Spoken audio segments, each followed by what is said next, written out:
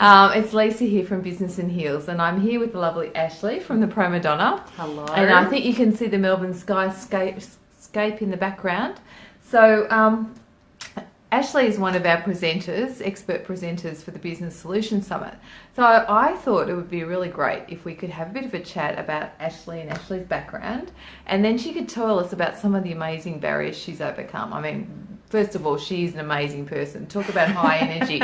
You know, I don't think the Energizer Bunny's got anything on you. But anyway, tell the guys a little bit about you and your business, I think. Awesome. I will do. So, yeah, look, it's a pleasure to be here. My name's Ashleigh Alsadie, and I'm better known as the cold calling queen, actually. So, you know, Lisa was talking about me being an amazing person. A lot of people see me as a bit of a rare breed. You are. Yes, because I am one of those people that loves doing the grunt work that most people, let's face it, they either avoid or they don't have time for, and that is generating new business or new sales leads for our clients. So yes, lock me away in a room and there's nothing more that I love doing than cold calling. Yeah, so for those of you online, just send us a thumbs up if you can hear us. But who likes cold calling out there? Yeah. I'm not sure that many people are. We probably won't get many comments about that, but but if you have any comments as well about maybe challenges with, you know, generating business, you know, put them through, and maybe we can have a chat to that. But yeah, absolutely. So the cold calling queen. So how did you get your business up and running? Because that's not usually something that people gravitate to. And definitely. So I actually graduated from university with a degree in communications, majoring in PR. But that was obviously such a broad kind of range of areas that I could get into, and it was actually that someone's just said hi. It was actually that someone recommended to me that I get into corporate sales because he said, I think you've got the gift of the gab, you love people, and so it was a bit of a no-brainer. So I joined up with a sales firm, and what actually ended up happening was the director there said, I want you to start generating new leads for our business. And I said, well, how do you want me to do that? And she pointed at the phone and said, here's a phone, go for it.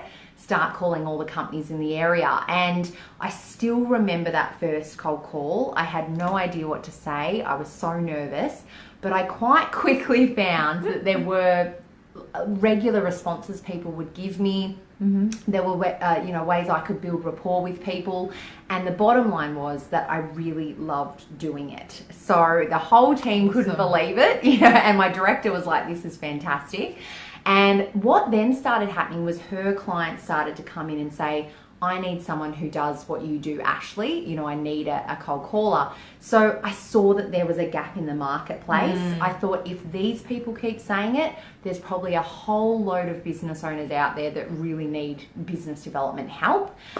So 7 years ago today, not today, well, almost soon to be, in July. Congratulations. So it's been a bit of a journey, but I jumped in the deep end, literally started calling companies from my bedroom, and quite quickly it grew into the business it is so today. how big's the team today? So I have 5 professional callers other than myself. So we're quite boutique, but I think that's probably one of our differentiators is I didn't want to be, say, your average telemarketing kind of big call center. I wanted us to be a lot more personalized and so. Hey Linda, nice to see you online. Hello. So tell us a little bit, because obviously when you started 7 years ago, it was probably very much a phone conversation, but today with the internet, you know, things would have changed up a bit. So how have you adapted your business? Yeah, and I think that in coming into this, you know, we were talking about challenges that people face in their business. I think that's been one of the biggest ones for the Promodonna is that we had to diversify, because I think there's a bit of an age-old debate happening now, you know, is the cold call dead? Now, I'm going to be very biased and argue to the, you know, till I'm blue in the face that it's probably as good as it's going to get now, because people rarely do it, and that means if you're doing it, you're going to stay ahead of your competition. But as well as, you know, keeping up with that and still doing calling for our clients, we had to make sure that we were, again, moving with the times.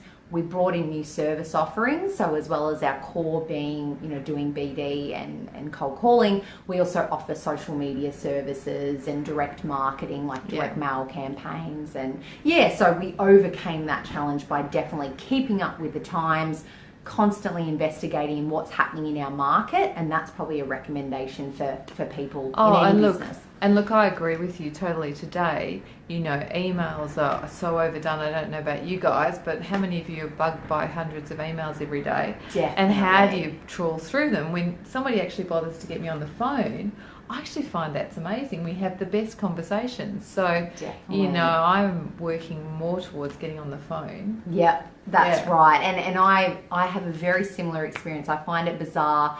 I think LinkedIn is a platform being used more and more, but we're bombarded with people messaging us. As soon as I connect with someone on LinkedIn, they usually try to pitch me a service, but then they never give me a call. So, I think that the phone communication is a dying art. And again, I can't flag enough how much, if you can master that art, you'll probably be ahead of your competition. So cool. So tell us about some of the other challenges, because running a business for over 7 years is not easy. So what have been some of your biggest barriers to overcome? Do you know, it's interesting. I read a book called The E-Myth when I started out the business. I don't know if anyone else out there's read it before, but it's an amazing book. I'd highly recommend it. And the reason I connected with it was the E-Myth talks about being a technician first. So you start a business because you're great at something. So that's what I did. I started my business because I was a great cold caller. But then you suddenly become a manager because you start to hire people. And being a manager didn't come naturally to me. So I'm kind of talking about hiring great people, and I think that's always a challenge for a lot of people in business.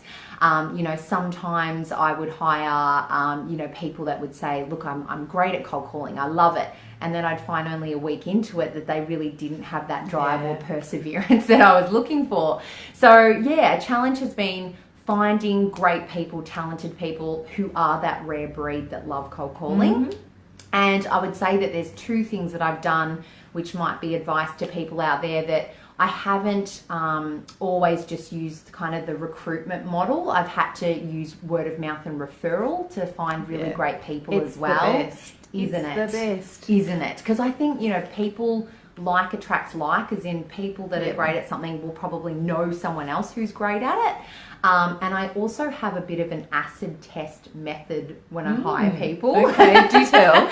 So this means that when I interview someone and they say they're great at calling, I go, fantastic, obviously, talk to references and whatnot, but then I actually get them to come in and cold call for the Promodonna. So I train them, get them on the phones, and I can't tell you, I've got some funny stories about people who have said, I'm great at it, and then when, the proof's not in the pudding, so to speak, when they get on the phones, they freak out, and I go, well, I don't think they're really going to cut it. So I'm proud to say that now I have that team of 5 callers that are absolutely amazing, great salespeople, and that's great. And then at that point whether they're a good fit for you and your team, and all the rest of it. And that they can represent our clients' brands, because if I wouldn't like them on the phone for my own company, then we couldn't do it for clients as well. So it's really important that they're really professional. Great. Yeah.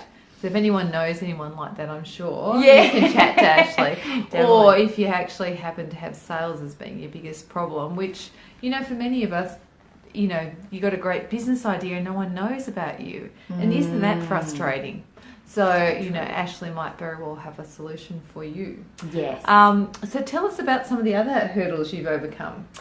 Well, I would say, we were talking about this earlier, Lisa, that I've had a daughter. She's nearly 9 months now. So, we talk about the business nearly being 7 years old. I would have probably described myself for the first 6 years as being a workaholic, working, 70 hours, obviously loving what I do. And then I fell pregnant. And so, I have my daughter now, and that has really been a challenge, because in the sense that, you know, I've had to come to terms with the fact that, you know, with a baby, you can't really run to plans or schedules. Yes, you know, that was something exactly. we were talking about. This. And, you know, I love spending time with her so much. So it's been that juggling act as well of, you know, spending time with my daughter and running a business. And I'm sure a lot of people listening to this will have that juggle with their kids as well. Well, we coined a phrase, it's the fuggle. So it's the family life juggle. That's right. You told me that. And I said I've got to use that more actually. Because, yeah, I think what my learning has been from that kind of challenge has been, number one, knowing that it's sometimes okay to say no, because I was always a yes person. So, you know, saying yes to everybody. And now I'm a bit more picky and choosy with what I devote my time to. And also knowing that, yeah, if things don't run to schedule, that's okay. I know there's probably people watching this that remember that video. Remember that guy went viral where his kids came through the background? He was doing a talent conference and his little girl kind of walked in like this. I have times where that stuff happens. You know, Nala, my daughter, might start going meow, meow, meow in the background. And you know what? That's okay. Clients are usually understanding and it's going to be okay. And look, I think we were talking about scheduling before. I mean, one of the things about being a business owner is you have goals and you have deadlines. And so you're used to running to a schedule and deadlines. Yeah. And I guess one of the biggest things we have to accept about our kids is that they don't run to schedule. That's right. So it's this whole bomb of unscheduled mayhem in your life that you've got to work around. Yes, definitely. But you know what? In terms of other challenges as well, you know, one that comes to mind that, you know, people might connect with who are listening to this. You know, I had to learn to practice what I preach really early on in my business as well. So what I'm talking about here is that the Promodonna, what it's all about is generating new sales leads for our clients, because what happens with business owners is that they're so great at what they do and they might have a whole lot of work come in and they're busy facilitating, doing their services, that quite often we forget to fill our pipeline or to keep generating new sales.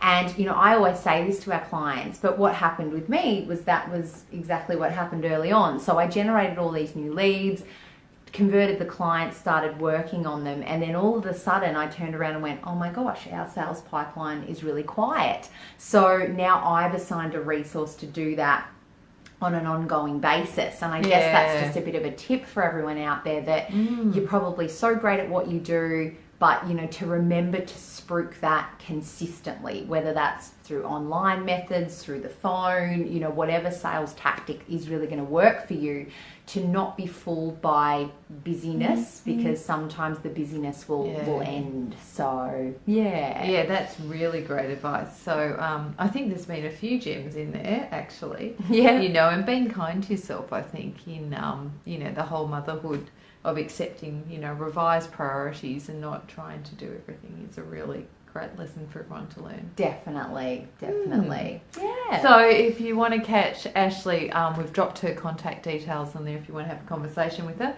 But of course you can catch her at the Business Solutions Summit, which is on the 21st of July. Yes. And we are so looking forward to having Naomi on the stage. And cannot wait. Yeah, exactly. It's going to be super exciting. So looking forward to it all. So thanks very much for coming on. No problems. And I'm really looking forward to the summit. My topic is obviously all about sales and learning to charge what you're worth, which I know is a big topic for a lot of people in business. You know, I don't want to keep giving discounts. I want to be charging the right amount and the value for what I'm worth. So I can't wait to talk to you all about that. Yeah, absolutely.